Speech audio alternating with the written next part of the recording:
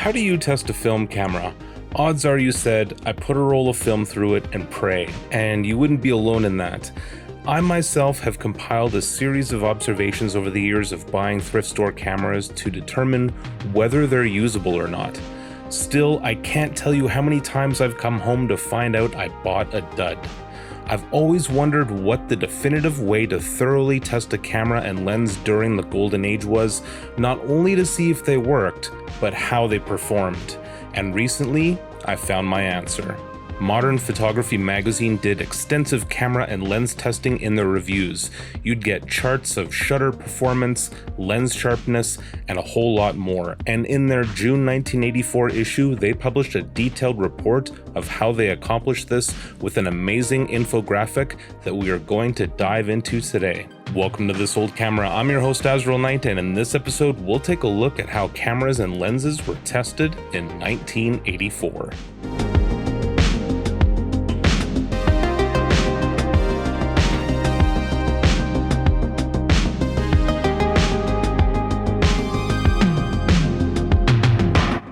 A lot of what was published in this article, I must admit, goes right over my head, so I tend to stick to what I know here. Obviously, not every detail of the process can be mentioned either. The original piece is multiple pages and dense with technical data.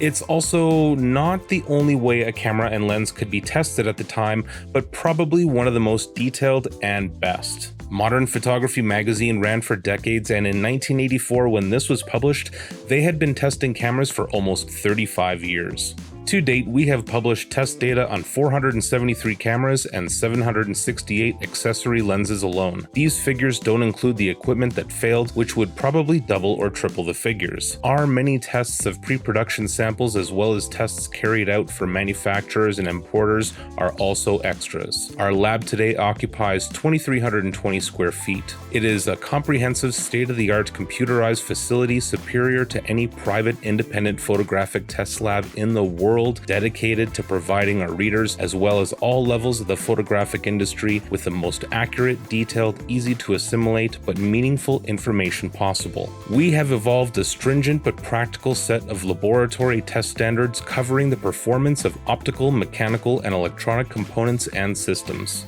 In addition to this comprehensive lab testing, field tests were also conducted by staff.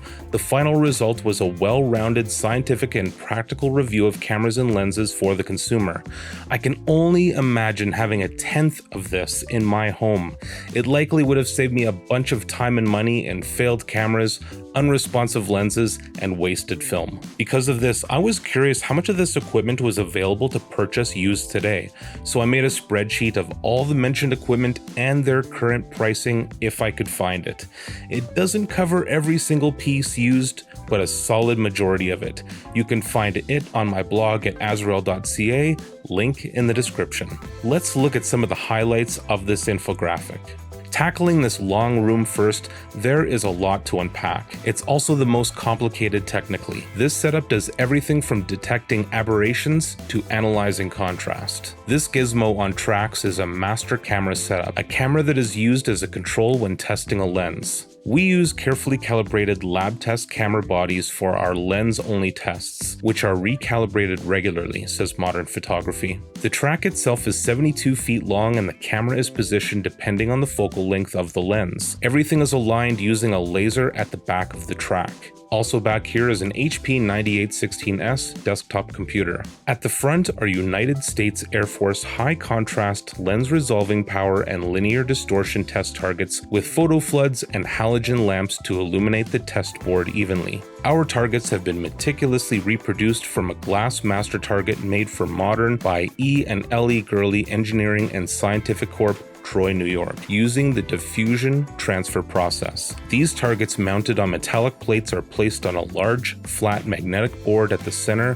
corners, edges, and diagonals of the area representing each camera format. The board itself is painted in neutral gray using special Macbeth paint, which precisely matches the N5 patch on the grayscale of the Macbeth color checker. This makes exposure determination easy and provides a check on whether the test film has been properly developed. Lines have been been drawn at the extreme edges of each testing camera format for measuring linear distortion directly off the test film at high magnification under the microscope. Moving back into this room, there is a massive working table, and a few things of note include another HP 9816S computer, lens mount and test accessories, a custom-made soundproof chamber to measure motor winders, a scale for weighing the equipment, an Olympus BH2 microscope with a 4x5 Polaroid holder, a Macbeth TR524 densitometer, a Kairitsu IE2A flash sync tester, a large format shutter tester with an auto exposure multimeter, and a workbench for taking apart equipment. This room up here has a couple of computers including an HP 9836 and an HP 1000, as well as a 9872B plotter,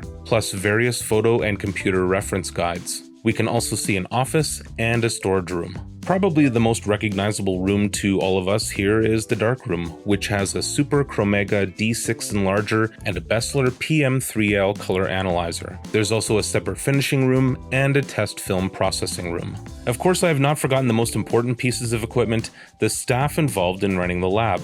Associate Technical Editor Lawrence R. White, who graduated from the Rochester Institute of Technology in 1977 with a Bachelor of Science in Professional Photography. Lab Assistant Deborah Siegel, Consulting Editors Bennett Sherman and Rob Craig, Editorial Coordinator Edna Smith, and Chief Laboratory Technician Tony Nagatomo.